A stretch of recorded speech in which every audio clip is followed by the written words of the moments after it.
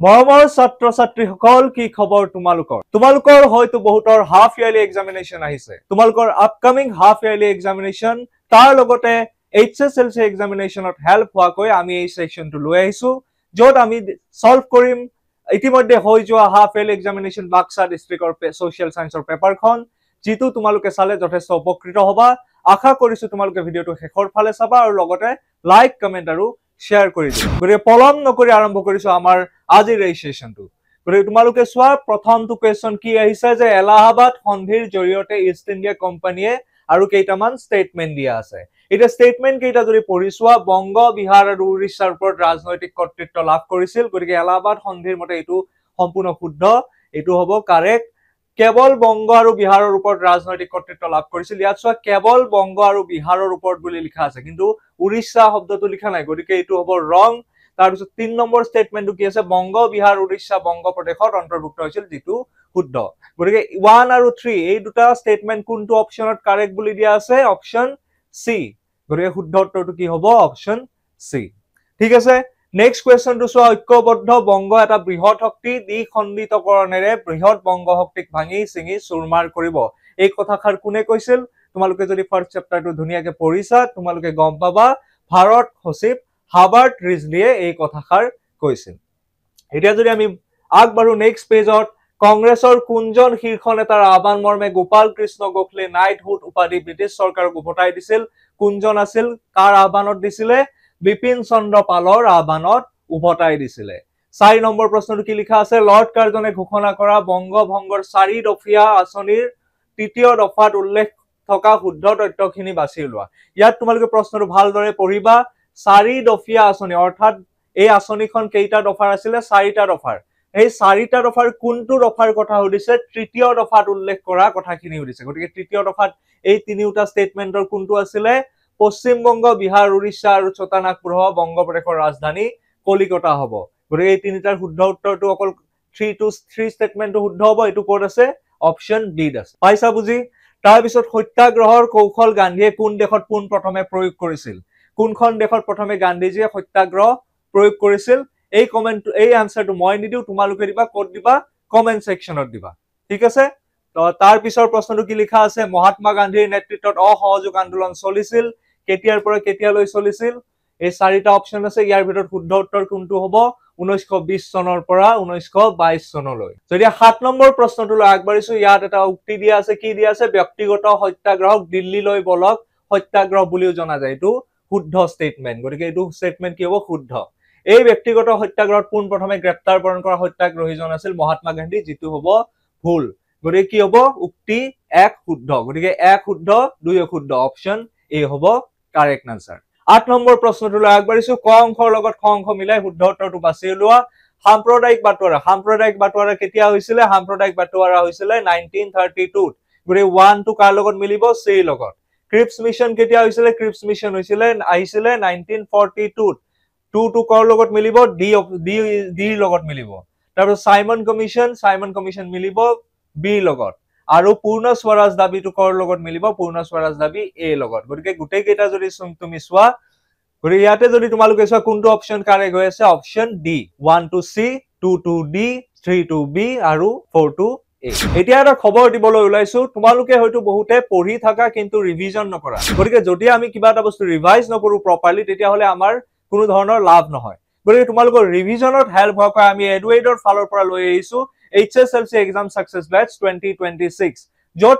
কেৱল মাত্ৰ যিসকলে ভাল ৰিজাল্ট কৰিব বিচাৰিছে তেওঁলোকে ভাগ লোৱাৰ সুবিধা পাব তাত তোমালোকে কি ফিচাৰ্স পাবা তাত তোমালোকে পাবা এই সম ফিচাৰ্স লেটেস্ট প্যাটাৰ্ন এমসিকিউ তাত প্ৰেক্টিস কৰোৱা হ'ব বোৰ্ড কোৱেশ্চন আনসাৰ বিলাক ডিসকাস কৰোৱা হ'ব কনসেপচুৱেল কোৱেশ্চন আনসাৰ ডিসকাস কৰোৱা হ'ব লাইভ এমসিকিউ প্ৰেক্টিস কৰোৱা হ'ব ডেসক্ৰিপটিভ টেষ্ট লোৱা হ'ব যেটো খুব কম জাগাতে লোৱা হয় ডেসক্ৰিপটিভ টেষ্ট কেনেদৰে লিখিব লাগে সব তোমালোকে গম পাই যাবা 1 to 1 ডাউট সলভিং তোমালোকৰ যি ডাউট থাকে সকলো ডাউট সলভ কৰা হ'ব কমপ্লিট ৰিভিজন কৰোৱা হ'ব তাৰ লগতে মাইন্ড ম্যাপছ প্ৰেক্টিস পেপাৰ এইবিলাকটো আছে তাৰ লগতে তোমালোকে এক্সট্ৰা কিছুমান ফিচাৰ্স পাবা পেৰেন্ট টিচাৰ্স মিটিং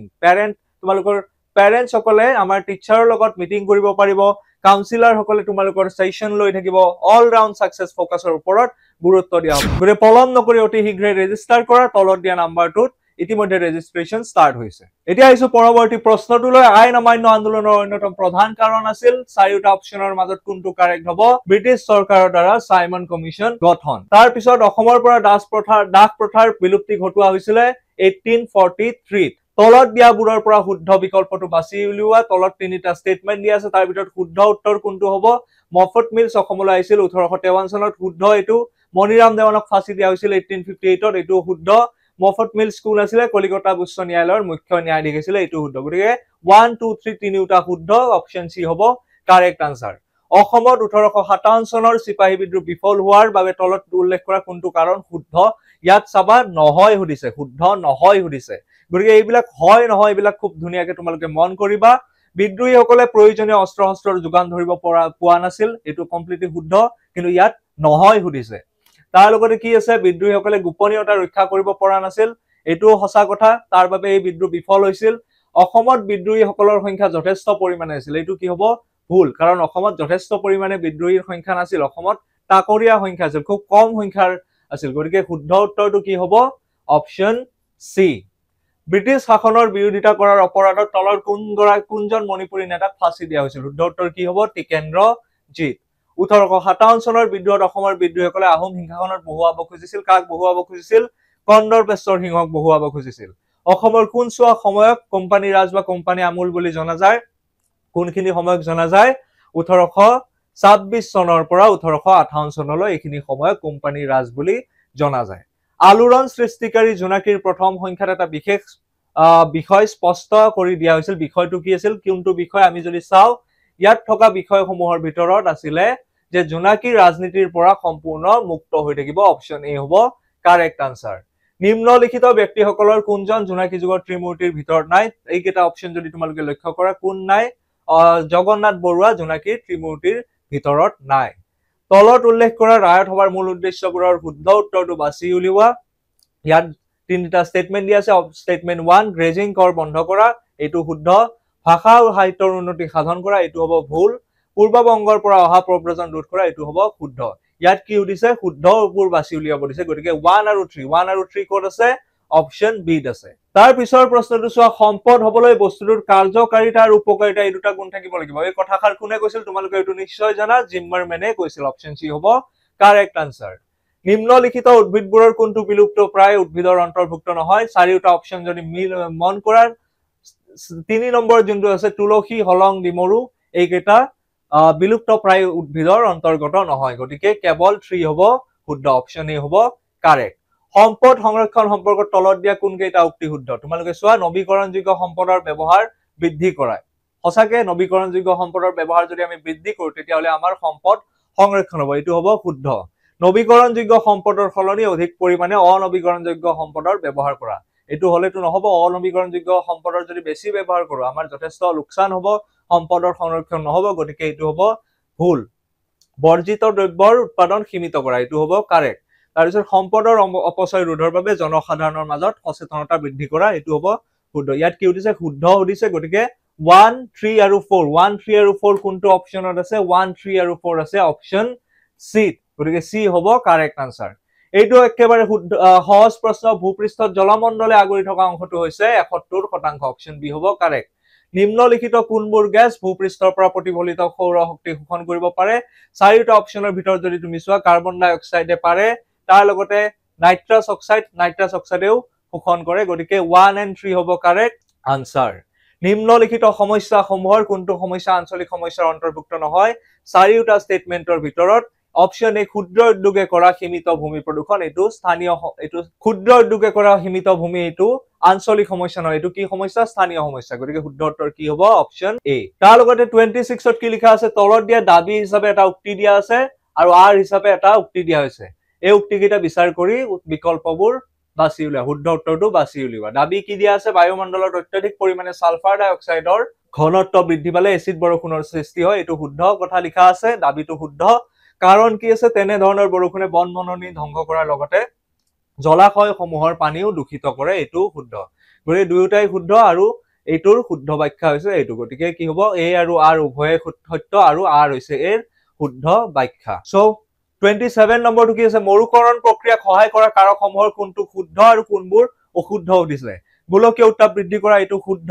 ইয়ে মৰুকৰণক সহায় কৰে আগ্নেয়গিৰি উদ্গীৰণ ইয়াৰ লগত মৰুকৰণৰ কোনো ধৰণৰ লিংক নাই গতিকে এইটো কি হ'ব অশুদ্ধ হ'ব এইটো শুদ্ধ হ'ব খৰাং বতৰ ইয়েও মৰুকৰণত সহায় কৰে অত্যধিক প্ৰসাৰণ ইয়েও সহায় কৰে গতিকে 1 3 4 হ'ব শুদ্ধ আৰু 2 2 হ'ব অশুদ্ধ 1 3 4 শুদ্ধ আৰু 2 2 অশুদ্ধ অপচন বি হ'ব কাৰেক্ট আনসাৰ তলত দিয়া তথ্যবোৰৰ পৰা শুদ্ধ তথ্যবোৰ বাছি উলিয়াও তলত কেইটামান তথ্য দিয়া আছে 300 বছৰ পূৰ্বে পৃথিৱীৰ স্থলমণ্ডল একত্ৰিত হৈ আছিল যেটো স্টেটমেন্ট হ'ব কাৰেক্ট একত্ৰিত হৈ থকা স্থলমণ্ডলক পান্থালাছা বুলি কোৱা হৈছিল যেটো হ'ব ৰং পান্থালাছা বুলি কোৱা নহৈছিল কি বুলি কৈছিলে পেনজিয়া বুলি কৈছিলে পেনজিয়া আৰু পেন্থালাছাৰ মাজত সৃষ্টি হোৱা সাগৰখন হৈছে তেথি সাগৰ এটো হৈছে শুদ্ধ তেথি সাগৰৰ উত্তৰ অংশটো গণ্ডৱানা ল্যান্ড বুলি কোৱা হয় এটো হ'ব ৰং গণ্ডৱানা ল্যান্ড বুলি কোৱা নহৈছিলে লৰেশিয়া বুলি কোৱা হৈছিলে গতিকে কি হ'ব কোনটো শুদ্ধ ইয়াতে A 1 আৰু 3 1 আৰু 3 কোড আছে 1 আৰু 3 আছে অপচন তাৰ পিছত মহাসাগৰৰ আটাইতকৈ গভীৰ অংশটো কোনটো আটাইতকৈ গভীৰ অংশ হৈছে সামুদ্ৰিক তলত দিয়া মহাসাগৰবোৰৰ মাটিকালি হিচাপে ক্ৰমে সোৱা এটো মন কৰিবা ডাঙৰৰ পৰা সৰুলৈ সজাব দিছে সবতকে ডাঙৰ মহাসাগৰখন কোনখন তাৰ লগত সৰুখন কোনখন একাধিক ক্ৰমে সজাব দিছে যদি মহাসাগৰ সমূহ তোমালোকে লক্ষ্য কৰা উত্তৰ মহাসাগৰ ভাৰত মহাসাগৰ প্ৰশান্ত মহাসাগৰ আটলান্টিক মহাসাগৰ গতিকে 1 ত কোনটো আহিব প্ৰশান্ত মহাসাগৰ 3 আহিব 1 ত তাৰ পিছত আহিব আটলান্টিক মহাসাগৰ গতিকে 3 4 ভাৰত মহাসাগৰ তৃতীয় 3 4 2 1 3 4 2 1 অপচন বি হ'ব কাৰেক্ট আটলান্টিক মহাসাগৰত থকা দ্বীপবোৰ কোনটো আটলান্টিক মহাসাগৰত কোন কেইখন দ্বীপ আছে ইয়াৰে আইসল্যান্ড কেনেৰি আৰু ফকল্যান্ড ইউৰোপ মহাদেশৰ এছিয়া মহাদেশৰ পৰা কোনখন পৰ্বতমালাই পৃথক কৰিছে ইউৰাল পৰ্বতমালা আৰু ইউৰাল নদীয়ে পৃথক কৰিছে স্বদেশী আন্দোলনৰ পটভূমিত ৰচিত বিখ্যাত গ্ৰন্থ জাপানী বীৰ কোনে ৰচনা কৰিছিল অমৰেন্দ্ৰনাথ ক্ষীৰোদা প্ৰসাদ তাৰ পিছত আছে ৰমেন্দ্ৰ সুন্দৰ ত্ৰিবেদী স্বৰ্ণকুমাৰী দেৱী শুদ্ধ উত্তৰ কি হ'ব স্বৰ্ণকুমাৰী দেৱী ভাৰতীয় সংবিধানৰ প্ৰস্তাৱনাৰ এ আৰু বি যুক্তি দুটা চাই শুদ্ধ উত্তৰটো বাছি উলিওৱা এটো অলপ ক্ৰিটিকেল কোৱেশ্চন দিয়া আছে ভাৰতীয় সংবিধানৰ প্ৰস্তাৱনাত আমি ভাৰতীয় জনসাধাৰণৰ বুলি উল্লেখ আছে এটো হ'ব ৰং ইয়াত চোৱা জনসাধাৰণৰ দিয়া আছে সংবিধানত প্ৰস্তাৱনাত জনসাধাৰণৰ নাই আমি ভাৰতীয় জনসাধাৰণে বুলি আছে গতিকে আমি এটো হ'ব ৰং তাৰ তলত কি আছে ভাৰতীয় জনগণে সংবিধানৰ অৰ্থ থকা বৃহৎ শক্তি এটো হ'ব শুদ্ধ গতিকে এ হ'ব অশুদ্ধ বি হ'ব শুদ্ধ ঠিক আছে 1976 চনৰ 42 নম্বৰ সংশোধনীৰ জৰিয়তে কোন তিনিটা শব্দ এড কৰা হৈছিল সমাজবাদী ধৰ্মনিৰপেক্ষ আৰু ঐক্য এটো হ'ব কাৰেক্ট তাৰ পিছত তলত দিয়া কোনজন ব্যক্তি ভাৰতীয় সংবিধানৰ খচৰা সমিতিৰ সদস্য আছিল চাৰিটা অপচনৰ ভিতৰত কাৰেক্ট আনসাৰ কি হ'ব ডক্টৰ সচিদানন্দ সিনহা सरकारी आयोग केতিয়া গঠন কৰা হৈছিল অপচন কেইটা যদি চাও তাৰ মাজত শুদ্ধ উত্তৰ কোনটো হ'ব 1983 सरकारी आयोग গঠন কৰা হৈছিল তাৰ পিছত ভাৰতত ব্যতিক্ৰমধৰ্মী যুক্তৰাষ্ট্ৰীয় ব্যৱস্থা প্ৰদান কৰাৰ মূল কাৰণ কি আছিল ইয়াৰ যদি অপচন কেইটা তোমালোকে লক্ষ্য কৰা ভাৰতৰ অংগৰাজ্যসমূহক অধিক স্বতন্ত্ৰতা প্ৰদান কৰা হেতু নহয় কাৰণ আমাৰ ভাৰতৰ অংগৰাজ্যসমূহতকৈ কেন্দ্ৰ বেছি ষ্ট্ৰং গতিকে এটো ৰং দেশৰ সাৰ্বভৌম আৰু অখণ্ডতা সুৰক্ষা কৰা এটো কমপ্লিটলি শুদ্ধ কাৰণ আমাৰ দেশত বিভিন্ন ৰাজ্যত বিভিন্ন ভাষাভাষীৰ লোকে বাস কৰে সবকে যদি একলগ কৰিবলগীয়া হয় তাৰ বাবে আমাৰ ইয়াত ব্যতিক্ৰমধৰ্মী যুক্তৰাষ্ট্ৰীয় ব্যৱস্থা প্ৰৱৰ্তন কৰা হৈছে আৰু হুকিয়া সংবিধান আমাৰ ভাৰতত নাই দ্বৈত নাগৰিকত্ব নাই গতিকে কাৰেক্ট আনসাৰ কি হ'ব অপচন বি তলত দিয়া কোন কেইটা উক্তি মুদ্ৰাৰ বৈশিষ্ট্য নহয় মুদ্ৰাৰ সাধাৰণ গ্ৰহণযোগ্যতা থাকিব লাগিব এইটো মুদ্ৰাৰ বৈশিষ্ট্য হয় মুদ্ৰাই খা সামগ্ৰীৰ মূল্য হিচাপে কাৰ্য সম্পাদন কৰিব লাগিব এইটো মুদ্ৰাৰ বৈশিষ্ট্য নহয় এইটো হৈছে মুদ্ৰাৰ কাৰ্যাৱলী এইটো হ'ব ৰং মুদ্ৰা হৈছে বিনিময়ৰ মাধ্যম এইটো হৈছে মুদ্ৰাৰ এটা কাৰ্যাৱলী এই কোনো বৈশিষ্ট্য নহয় এইটো হ'ব ৰং মুদ্ৰাৰ তাৰল্য গুণ থাকিব লাগিব এইটো হ'ব শুদ্ধ গতিকে কোন দুটা হ'ব 1 আৰু 4 কোনটো অপচনত আছে গতিকে কোন কেইটা বৈশিষ্ট্য নহয় সুধিছে নহয় কোনটো হ'ব 2 আৰু 3 কোনটো অপচনত আছে 2 আৰু 3 আছে অপচন ডি মুদ্ৰাৰ ক্ৰম বিকাশৰ শুদ্ধ পৰ্যায়টো কোনটো বিনিময় প্ৰথা জন্তুমান অমুদ্ৰিত ধাতুমান ধাতু মুদ্ৰা কাগজী মুদ্ৰা শুদ্ধ উত্তৰ হ'ব অপচন এ পিছৰ কেইটা চাবই নালাগিলে তাৰ পিছত দেশ এখনৰ মুদ্ৰাৰ একক কি চাৰিটা অপচনৰ ভিতৰত যদি মন কৰা একক হ'ব মান মুদ্ৰা ভাৰতীয় ৰিজাৰ্ভ বেংক কেতিয়া প্ৰতিষ্ঠা কৰা হৈছিল ৰিজাৰ্ভ বেংক প্ৰতিষ্ঠা হৈছিল 1935 চনত ভাৰতীয় ক্ষুদ্ৰ উদ্যোগ উন্নয়ন বেংকৰ মুখ্য কাৰ্যালয় ক'ত অৱস্থিত লক্ষ্ণৌত অৱস্থিত বেপাৰী সোণাৰী ঋণ দিউতা মহাজনসকলে হল বেংকৰ পূৰ্বপুৰুষ এই কথাষাৰ কোনে কৈছিল এই কথাষাৰ কৈছিল ক্ৰাউথাৰে কৈছিল ভাৰতৰ সংবিধান প্ৰণেতাসকলে ভাৰতৰ সংবিধানত সংসদীয় পদ্ধতিৰ চৰকাৰ প্ৰৱৰ্তন কৰা কোনখন সংবিধানৰ পৰা অনুকৰণ কৰিছিল ইংলেণ্ডৰ পৰা অনুকৰণ কৰিছিল গতিকে এইখিনি আছিল এমসিকিউ কোৱেশ্চনৰ সলিউশন গতিকে আমি ইতিমধ্যে ডিসকাস কৰিলো গোটেইখিনি এমসিকিউ তোমালোকে যোনটো প্ৰশ্ন মই সুধিছিলো সেইটোৰ আনসাৰ তোমালোকে কমেন্ট সেকশনত জনাবা এনেকুৱা পুনৰ আমি নতুন নতুন কোৱেশ্চন পেপাৰ লৈ আহিম তোমালোকৰ যাতে কনসেপ্ট বিলাক ডেভেলপ হয় তাৰ বাবে আমি সদায় চেষ্টা কৰিম তোমালোকে যদি আমাৰ লগত জয়েন হ'ব বিচাৰিছা তলত দিয়া নম্বৰটোত ফোন কৰিবা আৰু আমাৰ এই যাত্ৰাত ভাগ ল'বা